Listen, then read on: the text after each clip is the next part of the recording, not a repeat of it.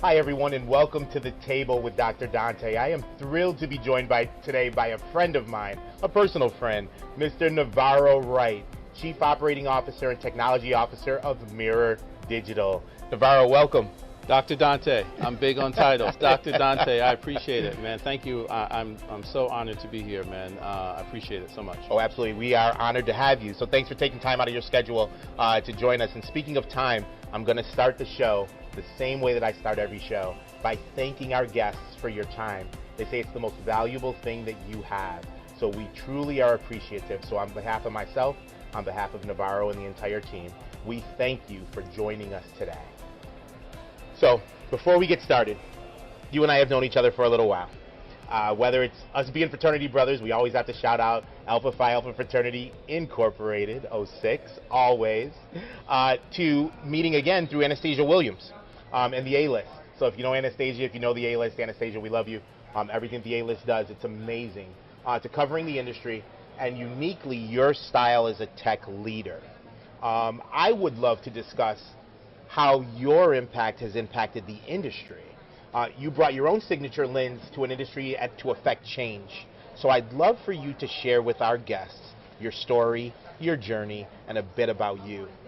Sure. So the story is I've been involved in this space for about 30 years now, and I consider myself an opportunist. And what I mean by that is I help usher in opportunity that technology provides to audiences, right? And the undercurrent of that, and where my passion point is doing that for multicultural audiences. So, you know, I started my early career at 360 Hip Hop, a company that Russell Simmons started.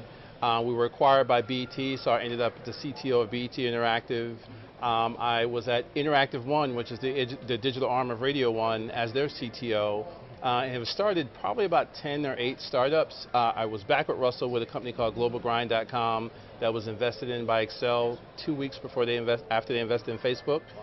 And leading up to spending 2 years at Meta as their senior product marketing director for the creator segment for Facebook. So if you think about that path, it's all about creating opportunities for audiences that create content and people who engage content. And it's led me here to Mirroredigital and partnering with Sheila Marmon, the founder, to scale what is one of the most innovative multicultural media companies that exists. I love the humility in that, and I'm going to tell you why. You mentioned early stage CTO, but I've got to ask you, I've got to imagine, in that industry at that time, we're now going back a couple decades, yeah, there weren't many CTOs that looked like you in rooms across this country. Would you agree with that statement? So it's funny. So at one time there wasn't any, okay, right? And I remember there was a point when I became the CTO at BET that I was the youngest CTO in the country, right? And I would go to conferences and I'd have the name tag on, and people would say, "Oh, you work for BET," and I'm like, "No, it's an acronym. It's BET, Black Entertainment Television," and they would say, "Oh." Right, so immediately they were like, well, oh, because it's a black company, of course they have a black CTO. Okay. So you're right, like that, and that's kind of been consistent, right? Like I've always been younger than a lot of my counterparts, and I've seen this industry change, but the one thing that hasn't changed is the level of disparity, specifically in technology as it relates to people of color, right? It's gotten a little better, but there's still disparity. And it's always interesting. I look at so many companies, obviously we're here on the floor of the New York Stock Exchange. So many companies are banking and building their brand on technologies. Yep. Current technologies, future, next gen, every AI, VR, we see it all around us. And to know that you were the youngest in field is absolutely amazing. It's an honor to have you with us. I appreciate it. It's great to learn that. But also to understand that you paved a road that now you're starting to see others follow in, and that's a beautiful thing. Absolutely, and that's the goal, right? That's the goal, to model behavior so it becomes normal behavior, right? Like if it was abnormal for me, I want it to be normal for as many people as possible. Well, you know I've got a lot of BET questions, but I'm gonna save those because I've got to talk about today. Before we start going in the past, we've got to talk about today. Yep. We've got to talk about Mirroredigital. I was vaguely familiar with the brand about 2 years ago, and started to really learn and understand a lot about what the team over there does. But I'd love for you to just introduce the brand, the vision, the mission, who you are, you know, what you're working on, whether it's in the forefront or behind the scenes. Who is Mirroredigital? Right, so Mirroredigital was started 12 years ago by Sheila Marmon here, with the goal of enabling multicultural publishers and creators to monetize their content audience and be partnered with leading brands and agencies. And she's done that over the last decade and 2 years successfully, right? She's done partnerships with major companies like General Motors, with Macy's, with Verizon, AT&T, and really what we do is we create platforms. We consider ourselves serving two core stakeholders. We serve multicultural creators and publishers, so we help them elevate and level the playing field so they have the same opportunities as their mainstream counterparts. And then we deliver effective reach, effective technology, and effective data and reporting to the brands and agencies to deliver ROI. And as you know, the world is becoming more diverse and multicultural, so that value proposition is even more important than it is today, right? And I want to make the distinction about the word media company, right? Because we see ourselves as a media platform to enable both sides. So we employ technology, we employ audience development, and our goal is to continue to be the bridge between those two stakeholders as the industry grows and evolves. Interesting. Interesting. I feel like I was late to the party. 12 years. You're right on time. You're right on time. That's wonderful to hear that she's kind of staked herself in this space where she's creating opportunity. We hear all the time, right, that this is a creator economy. Right. It sounds like you are leading in that space, especially for those that represent, cultural spaces. Yeah, now everyone hears in the news about creators and influencers, and Mira and Sheila were doing it when it wasn't popular, right? So they laid a lot of the strong foundations and made it commonplace, and we're heads down operators, right? So we're happy to see that it's becoming more mainstream, because that means there's just a bigger opportunity for more people to be involved. Interesting, interesting. It's interesting to me because I know a bit about your background as well, and I know that you did this at Meta. You truly brought the creator economy to life under the Meta umbrella with a lot of the products that you were a part of there. I want to come back to Mirroredigital, but I want to ask how much of your past journey, and I always say this to folks, you found your destiny when you realized that a piece of everything that you did in the past is so applicable to what you're doing today. Yep. And I feel like so much of your past is truly entrenched in who Mirroredigital is today. So I'd love to hear how all of your past journey, your past history has played a part in what you're doing today.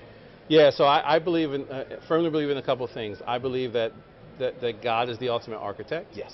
Right? So I believe the plan was laid out before I even stepped in front of it, and I just had to walk the path. And I don't believe there's ever coincidences, right? I think there's decisions you make in the past to make those decisions. So you're right, and I think being at Mirror is kind of the evolution of a long journey, right? And from starting at places like 360 Hip Hop, I had to start up with Russell Simmons, right? At being at BET as a CTO and bringing those skills and understanding large scale. I was there when we were acquired by Viacom, so we went from being the largest black entertainment company to being part of the largest entertainment company. So those scaling lessons kind of came with me there, and then taking that over to Radio 1, which at the time was the largest digital footprint for African Americans at the same time. So bringing all of that, and you talk about Meta. When I was at Meta, I led the launch of Reels on Facebook. I led the launch of a lot of our creator monetization tools on Facebook. So massive scale, but what I saw there was still in that massive scale, the multicultural creator and multicultural publisher weren't participating in it at the same level as their mainstream counterparts. So being able to bring that back and partner with Sheila at Mirror and bring those skills. I say a lot of times at work, the platform always wins. Can we be the platform to enable multicultural in this new day and age to take advantage of those opportunities that I've seen happen over the last 30 years? And that's interesting because it sounds like you're the bridge between the platform always winning and ensuring that your creators win with you, and it becomes a team win. Is that how you view it through the Mirroredigital? Absolutely. lens? We want to be enablers, right? And the one thing I've seen consistently is as technology evolves, multicultural audiences, just by sheer lack of knowledge and exposure, are in some ways a generation behind. We want to change that. We're building tools and technologies right now to level the playing field so that any creator who has an idea, who's sitting in their room right now and has an audience that they're building, can be on that same level playing field, and we allow the brands and agencies to look at it purely from an ROI perspective. If they're operating at the same level, if they're delivering you key values, there's no reason to partner with them differently than you would with anybody in the mainstream. Interesting. And I'm going to tell you why I say it's interesting. I know a little something about Mirroredigital. And you're talking about platforms, you're talking about opportunities, but I always say that if you want to know what's going on, you got to network. but you got to be on the scene. That's right. So I got to ask you something about scene. Yep. I would love to learn a little bit about what Mirroredigital is doing, what scene is, and how you would best describe it and introduce it to the audience. Sure. So, in the space now, if you're familiar with publishers and advertising, a lot of people have these concepts of ad networks where they basically go to publishers and say, hey, we'll help sell your inventory and help you make money and do rev shares. The challenge with that is it lacks a couple key pieces. The publisher has to kind of do all the work themselves to be enabled to deliver that advertising, and they have to keep their technology on par to compete with their mainstream counterparts.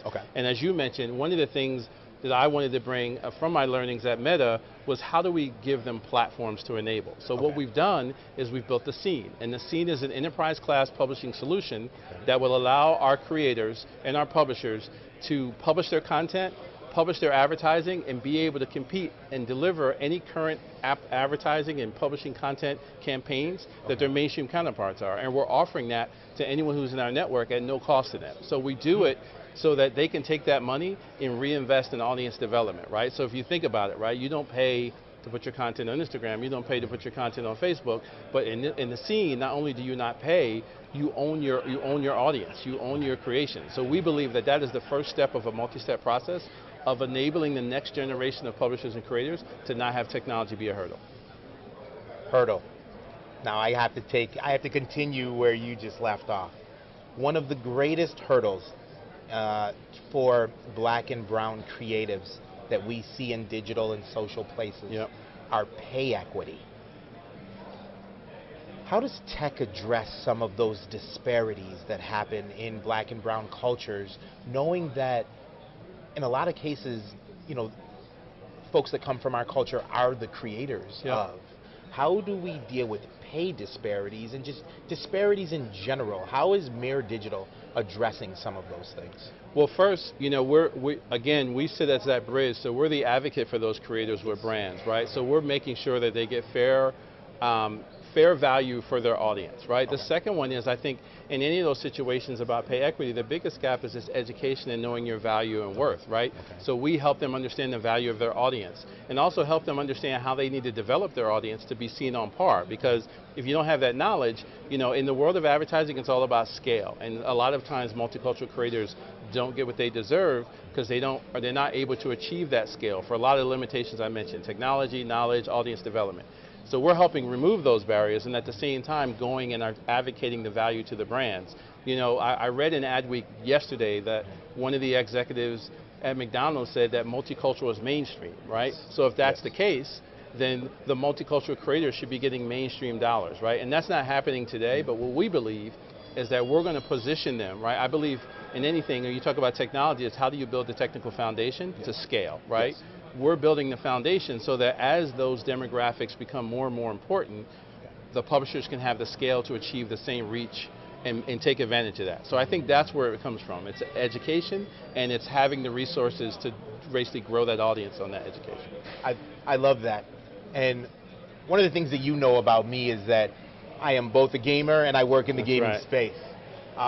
So one of the beauties of a CTO is that you not only build, but you can develop current products. We're talking about disparity right now, and I often say that there's folks like Kai Cenat, for example, who, as the largest streamer in the world, and as a male of color, he is breaking barriers that allow you to represent the community and show the power of not only the message, not only the messenger, but just the ability to create community. Absolutely. And that's what it sounds as though Mirroredigital is representing, is that community as a whole. We're representing the community and helping them be knowledgeable about diversifying their opportunities. So you talk about Kai, right? Like, I would immediately say to him, well, can we help you launch a podcast? Can we help you bring your content to a website platform where you can monetize with IAB media, right? So there's always, Myron Golden is someone I watch online, and he says people talk about economy being a pie. It's not a pie, it's a garden, right? So you can see the apple, but you don't know how many seeds in the apple can create trees. So what we want to do is help them take those seeds and create trees.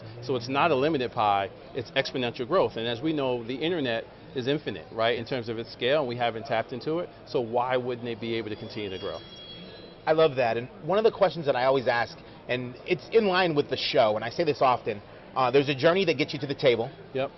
Today you're at the table.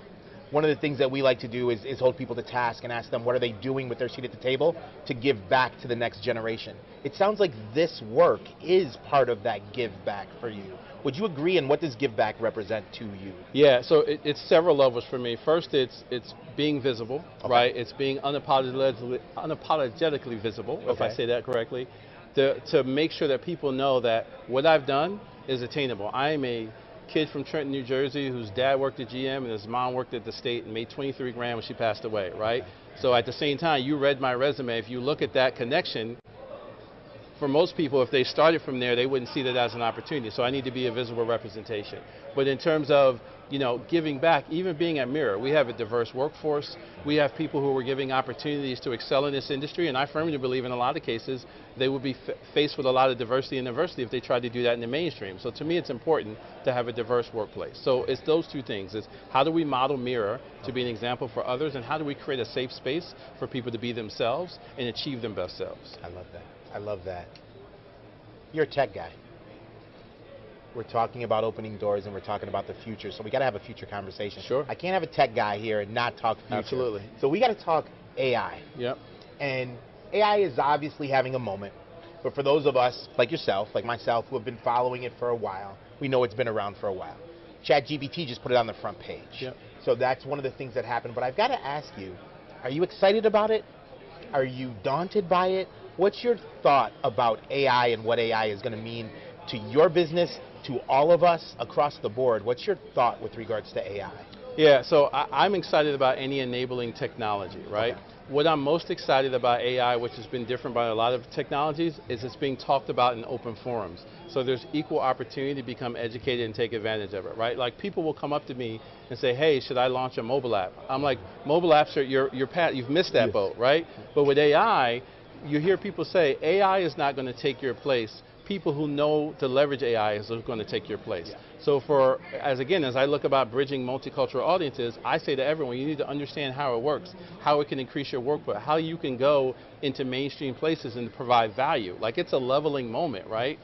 Look back in the history of technology, it's the first time that a new technology is talked about in common settings. You hear it in the barbershop, people talking about AI, right? But what's not happening is people seeing the opportunity. Remember, I said I'm an opportunist. So what I want to do is help people understand, hey, it's great to talk about it.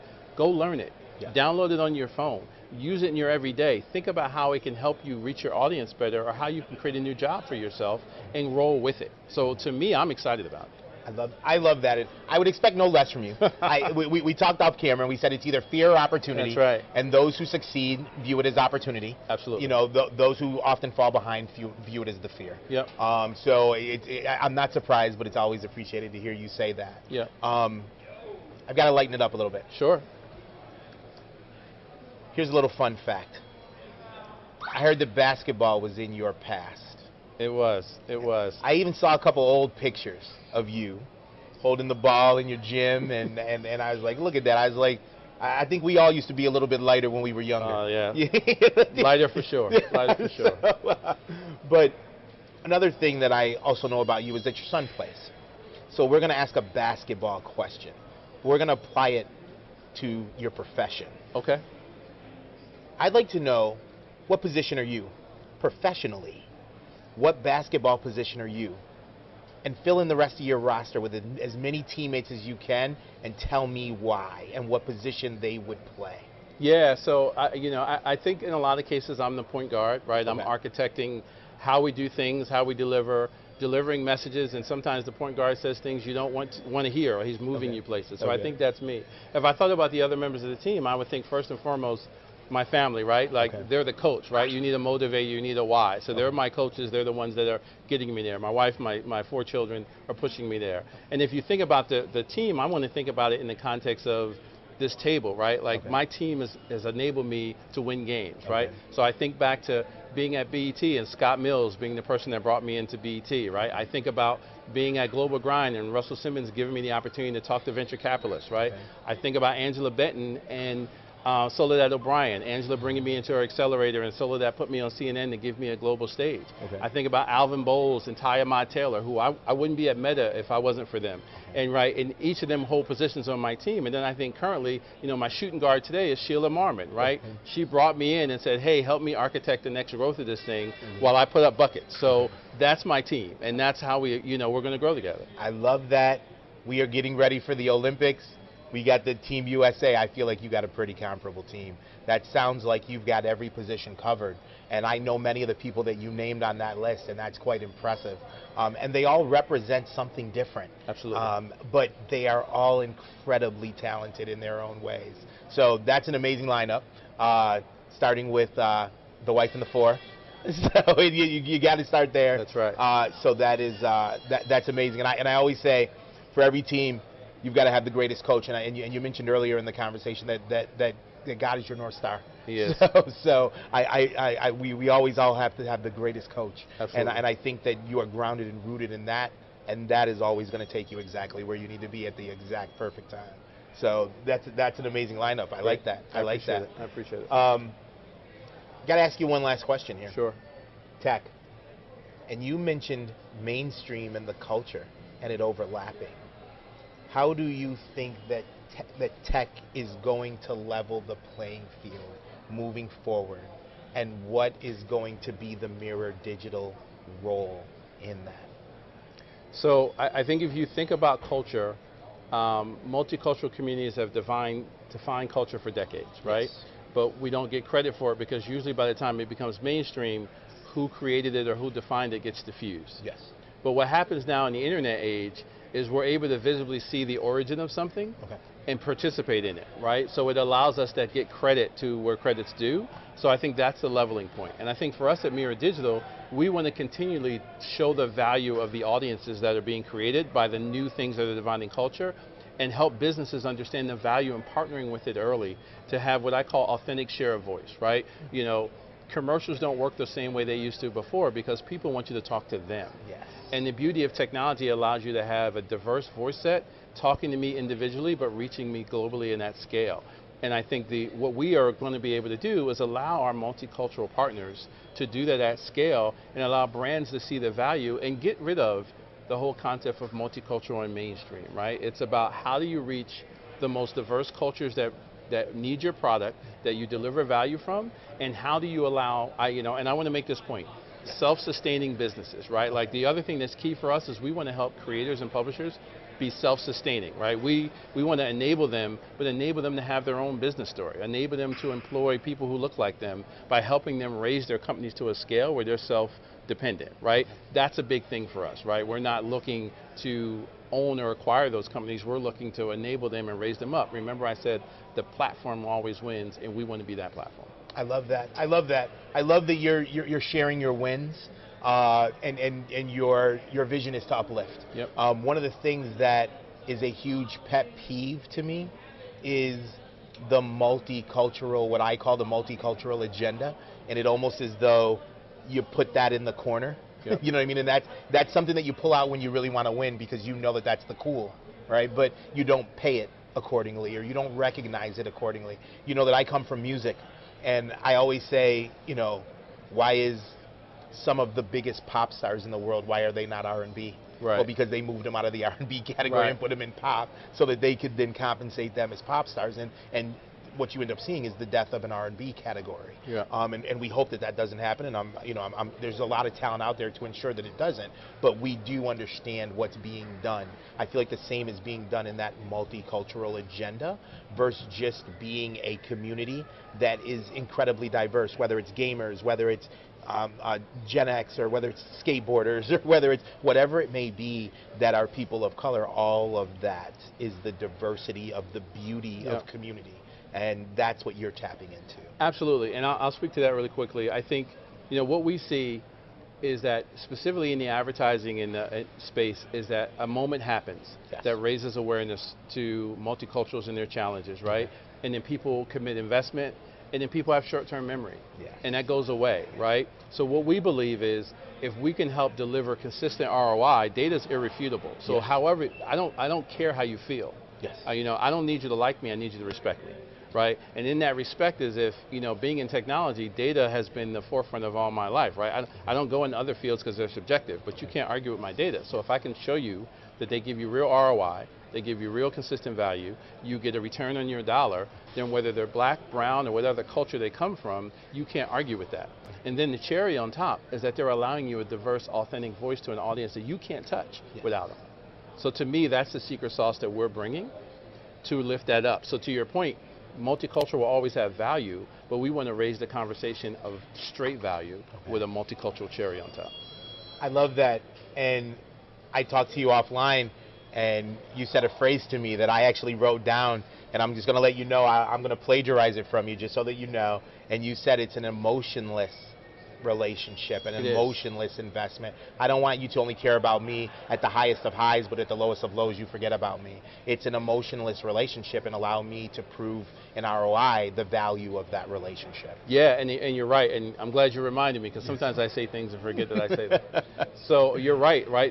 I'm not here to make an emotional play. It's not a charity play. It's not a, hey, feel sorry for me play. It's a value play, right? And if I can show you the data and value, then you show me the data. That's how marketplaces happen. I mean, if you think about what we're doing is we're creating a two-sided media marketplace. We're bringing up the creators and publishers. We're enabling them with technology in ways that they're not able to do on their own, but then we're presenting them to another side of the marketplace that needs that value, right? If you look at mainstream commercials today, there's very few of them that don't have a multicultural bent. So you recognize the value.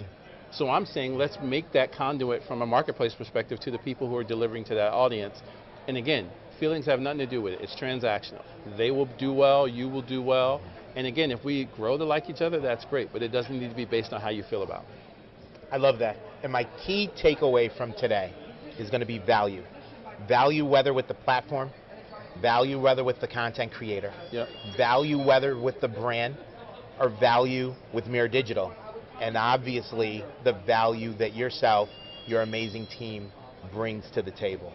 So value is the key. And I appreciate you and thank you for the value that you bring as you represent for the culture, you represent for the community, and what you're doing with Mirroredigital. Thank you, my brother. Man, thank you. I appreciate it. It's Absolutely. been a blessing. I appreciate it. Absolutely, absolutely. It was my pleasure.